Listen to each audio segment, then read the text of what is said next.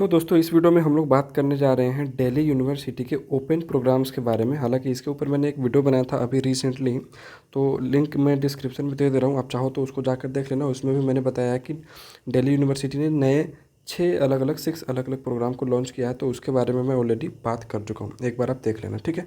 ये आप देख सकते हो ऑफिशियल वेबसाइट पर हम लोग आ चुके हैं। Department of distance and continue stud education, school of open learning, campus of open learning, Delhi university, ठीक है ना। सो बेसिकली दिल्ली यूनिवर्सिटी का ये ओपन लर्निंग का वेबसाइट है। इसी में हम लोग बात करेंगे कि यूजी और पीजी कोर्सेज में एडमिशन के लिए क्या नोटिफिकेशन है। सबसे पहली बात तो ये कि दोस्तों यूजी और पीजी के जो प्रोग्राम्स हैं उसके एडमिशन को का जो प्रोसीजर है 2022 में एडमिशन लेने के लिए उसको स्टार्ट किया जा चुका है। सो बेसिकली सबसे पहले आपको यहाँ देखना है, इस लिंक पे क्लिक करके आप एक पीडीएफ फॉर्म में डाउनलोड कर सकते हैं, ठीक है। पीडीएफ फॉर्म में डाउनलोड करने के बाद आपको सारी की सारी डिटेल्स यहाँ उपलब्ध हो जाएंगी। तो ऊपर ऊपर मैं आपको जल्दी से समझा दे रहा हूँ कि क्या है इम्पोर्टेंट डेट्स, इम्पोर्टेंट चीज़ें जो आपको जानना चाहिए, ठीक है। सो बेसिकली ये अंडर ग्रेजुएट कोर्सेज़ के लिए है। इसमें आप देख सकते हो कि सबसे पहले मैं अगर कोर्सेज़ की बात करूँ, यूजी कोर्सेज़ की अगर मैं बात करूँ, तो आप देख सकते हो बीबीए है इन फाइनेंशियल इन्वेस्टमेंट एनालिसिस, ठीक है ना। बैचलर ऑफ मैनेजमेंट स्टडीज़ है बीएमएस है, ठीक है ना। बीए ऑनर्स इन इंग्लिश है, B honours political science, B honours economics, BA honours BCom honours, sorry BCom honours, ये अलग प्रोग्राम है, ठीक है ना। और बीए प्रोग्राम, ठीक है।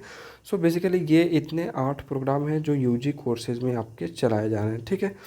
तो ये तो बात हो गई कौन कौन से ऐसे कोर्सेज हैं। एडमिशन रिलेटेड अगर इंक्वायरी की बात करूँ तो आप यहाँ देख सकते हो कि availability of prospectus and start of online website, ठीक है। तो ये इस वेबसाइट पे जाके आपको अप्लाई करना है। सबसे बड़ी बात ये कि the last date of admission क्या है, 31 अक्टूबर, ठीक है ना। तो 31 अक्टूबर से पहले पहले आप कभी भी अप्लाई कर सकते हैं।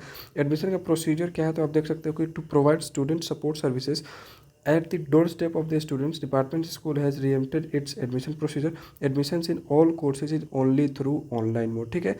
तो सभी कोर्सेज में आपके जो एडमिशन्स है वो ऑनलाइन मोड में ही लिए जाएंगे। किसी तरह से आपको कैंपस जाने की ज़रूरत नहीं है। इसके लिए आपको करना क्या है कि सबसे पहले स्कूल ऑफ ओपन लर्निंग के वेबसाइट पर जाना है और वहाँ आपको लॉगिन कर लेना है एडमिशन के लिए, ठीक। देन आपको जितने भी इन्फॉर्मेशन हैं, जो रिलेवेंट इन्फॉर्मेशन है, उसको आपको सही सही ठीक ठीक से भर देना है, ठीक है। उसके बाद में आपको जितने भी डॉक्यूमेंट्स मांगे जाएंगे वहाँ स्कैन करके बिल्कुल साफ क्लियर डॉक्यूमेंट अपलोड कर देना है। And after final payment download the fee receipt, ठीक है। आपको पेमेंट करने के बाद फी रिसिप्ट डाउनलोड कर लेना है। और admission sir provisional subjected to verification of documents. तो जाहिर सी बात है जितने भी आपको एडमिशन का प्रोसीजर है वो तब तक प्रोविजनल माना जाएगा जब तक कि आपके डॉक्यूमेंट्स वेरिफिकेशन सही नहीं हो जाते फाइनली, ठीक है। सो ये बेसिकली मिनिमम क्वालिफाइंग एग्जामिनेशन है। क्या है यहाँ, सीनियर सेकेंडरी स्कूल सर्टिफिकेट, ठीक है। ये कुछ हैं, जैसे यहाँ देख सकते हो प्री यूनिवर्सिटी एग्जामिनेशन है, ठीक है। इंटरमीडिएट एग्जामिनेशन है। तो ये मिनिमम आपके क्वालिफिकेशंस की बात है। अब बात आती है कौन कौन अप्लाई कर सकते हैं, ठीक है। आप यहाँ देख सकते हो नो CUET, ठीक है ना। No CUET score is required, the admissions will be completed on the basis of marks secured in class 12th।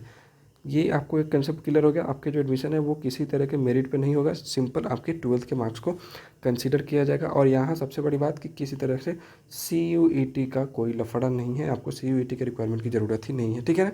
Then आपको यहाँ there is no seat limit in any UG course, ठीक है ना। किसी भी यूजी कोर्स में आपके लिए सीट का लिमिटेशन नहीं है, मतलब यहाँ मैक्सिमम टू मैक्सिमम स्टूडेंट्स के एडमिशन हो जाएंगे, ठीक है ना। Admission is open to candidates from all over India, पूरे इंडिया से एप्लीकेशन इनवाइट किए जा सकते हैं, सभी लोग एलिजिबल हैं, ठीक है ना। Admission is also open to Indian national workings, ये ठीक है। तो दूसरी बात है admission is also open to Indian national, ठीक है। सो ये आपकी एलिजिबिलिटी की बात हो गई, ठीक है। कौन कौन से लोग अप्लाई कर सकते हैं।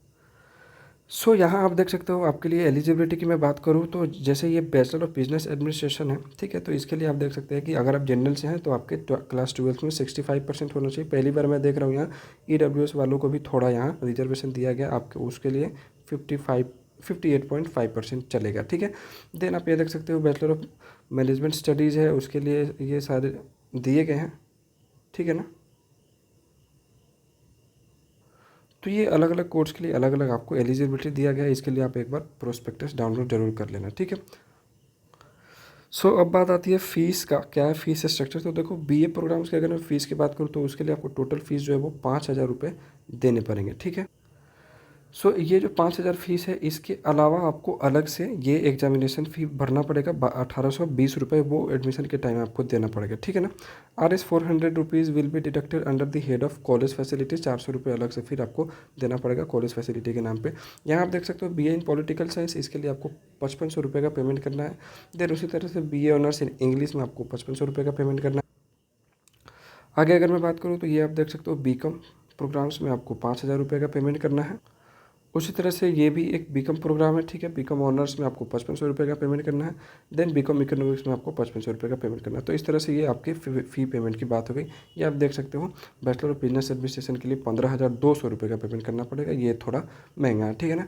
ये बैचलर ऑफ मैनेजमेंट स्टडीज़ में भी आपको 15,200 रुपये का पेमेंट करना पड़ेगा।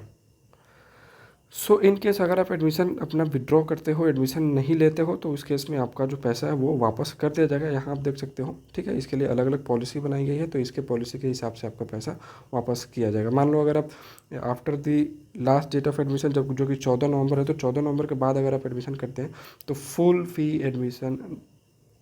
फ़ी आफ्टर डिडक्शन, ठीक है ना, 1,000 रुपये काटने के बाद आपका पूरा का पूरा पैसा वापस कर दिया जाएगा। ये एक इम्पोर्टेंट पॉइंट है दोस्तों, आपका एग्ज़ाम का सेंटर कहाँ है, तो वो आपको प्रॉपर दिल्ली में ही दिया जाएगा, तो इसको आप ध्यान में रख लो। सेंटर जो आपका वो दिल्ली में ही होगा, बाहर नहीं होगा। सो दोस्तों इसके अलावा भी और भी कई तरह की डिटेल और फैसिलिटीज़ दी गई है, कंसेशन वगैरह भी है। तो इसके लिए मैं आपको ये सलाह दूंगा कि आप एक बार इस यूनिवर्सिटी के वेबसाइट पे जाओ, और यूजी कोर्सेज़ में अगर आप एडमिशन लेना चाहते हो तो उसके लिए प्रॉपर जाकर यूजी कोर्स के जितने भी डिटेल्स हैं वो आप एक बार जाकर खुद से पढ़ लेना, ठीक है। आगे हम बात करेंगे पीजी कोर्सेज़ के बारे में।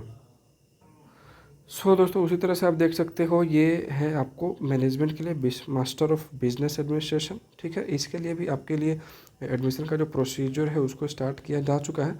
तो इसको आप डाउनलोड करेंगे, डाउनलोड करने के बाद यहाँ आपको सारे के सारे डिटेल्स खुल कर आ जाएंगे। तो एक बार आपको ये भी एक बार खुद से चेक कर लेना। मैं आपको यहाँ से जल्दी जल्दी से डिटेल्स जो भी हैं वो समझा दे रहा हूँ कि क्या है आपके एडमिशन के प्रोसीजर्स वगैरह, ठीक है। ये सबसे ज़्यादा ज़रूरी बात है। आप देख सकते हो अपलोडिंग ऑफ प्रोस्पेक्टस जो है वो 5 अक्टूबर को अपलोड हो जाएगा। स्टार्ट ऑफ रजिस्ट्रेशन जो है आपका वो 7 अक्टूबर से रजिस्ट्रेशन का प्रोसेस स्टार्ट हो जाएगा। तो MBA जैसे कोर्सेज में जिनको भी एडमिशन लेना है वो 7 अक्टूबर से अप्लाई कर सकते हैं। और लास्ट डेट की अगर मैं बात करूँ तो वो आपको 25 अक्टूबर रखी गई है, ठीक है। देन और भी कुछ दिया गया है यहाँ, display of first merit list यहाँ प्रोड्यूस किया जाएगा कब, 27 अक्टूबर को। Then fee submission of first merit list, उसके बाद में जिन भी लोगों का मेरिट लिस्ट में नाम आएगा वो 27 अक्टूबर से लेकर 31 अक्टूबर तक पेमेंट करने के लिए एलिजिबल होंगे, ठीक है। उसके बाद अगर सीटें खाली रहेंगी तो फिर सेकेंड मेरिट लिस्ट आएंगी 1 नवंबर को, और इसी तरह से ये प्रोसीजर चलता रहेगा, ठीक है। बाकी यहाँ ये पूरा स्ट्रक्चर दिया गया है कि MBA का क्या स्ट्रक्चर है, किस तरह का आपको पढ़ाया जाएगा, ये सारी चीज़ें हैं। तो ज़्यादा डिटेल्स के लिए मैं आपको रिकमेंड करूँगा कि आप ऑफिशियल वेबसाइट से जाकर इसको एक बार देख लो। एक ज़्यादा ज़रूरी बात यह है एलिजिबिलिटी की, अगर मैं बात करूँ तो graduation with 50% marks from any recognise university in any discipline, ठीक है ना। अगर आप MBA करना चाहते हो इस यूनिवर्सिटी से, ओपन प्रोग्राम से, तो सिंपल आपका ग्रेजुएशन होना चाहिए किसी भी सब्जेक्ट में। ज़रूरी नहीं है कि साइंस हो, आर्ट्स हो, कुछ भी नहीं, किसी भी सब्जेक्ट में अगर आप ग्रेजुएट हो तो आप एलिजिबल हो, ठीक है ना। उसके अलावा मेरिट की बात करें तो देखो यहाँ आपको 80% वेटेज दिया जाएगा ग्रेजुएशन के मार्क्स को, और 20% वेटेज जो है वो आपको दिया जाएगा professional work experience of any reputed government और नॉन गवर्नमेंट कॉर्पोरेट ऑर्गेनाइजेशन, ठीक है।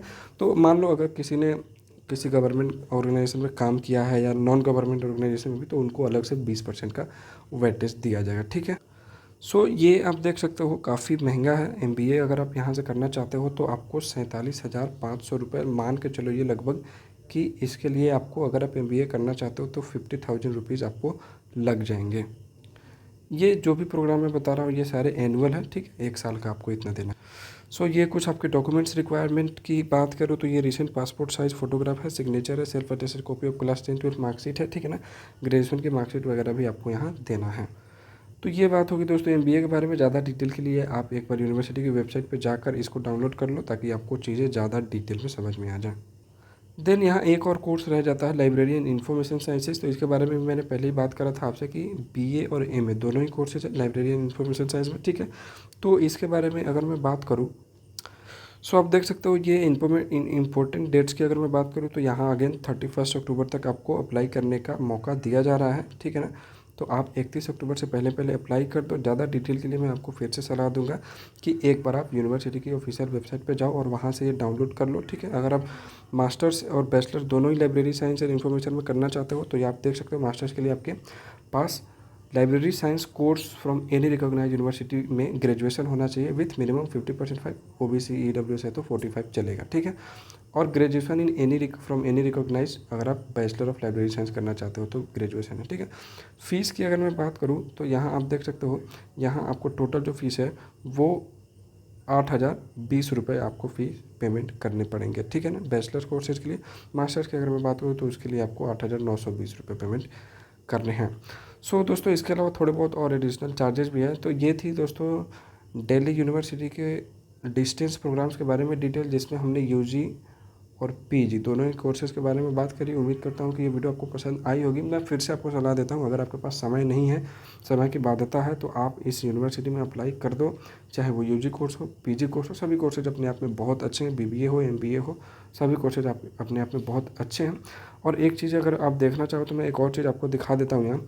ये यूनिवर्सिटी प्लेसमेंट के मामले में भी ऐसा नहीं है कि बिल्कुल सोती हुई यूनिवर्सिटी है, ये लोग एक्टिव हैं, ठीक है। प्लेसमेंट के ऊपर भी यहाँ काम चलता है, जहाँ जैसे आप देख सकते हो यहाँ इन्होंने प्रॉपर एक प्लेसमेंट का सेल भी बना रखा है, ठीक है। जैसे आप प्लेसमेंट पर क्रिएट करेंगे, क्लिक करेंगे तो यहाँ आप देख सकते हो, यहाँ डिटेल्स वगैरह दे रखी है प्लेसमेंट के लिए। तो ऐसा नहीं है, प्लेसमेंट का भी इनके पास जुगाड़ है। अगर आप इनमें से कोई भी कोर्स करते हो, जैसे MBA जैसे कोर्सेज हैं, तो आपको प्लेसमेंट भी दिया जाएगा, ठीक है। उम्मीद करता हूँ कि यह वीडियो आपको पसंद आई होगी। पूरा वीडियो देखने के लिए बहुत बहुत धन्यवाद। चैनल नए हो तो चैनल को सब्सक्राइब जरूर कर लेना, ठीक है ना, लाइक भी कर देना, ताकि थोड़ा मोटिवेशन मिलता रहे मुझे भी। धन्यवाद।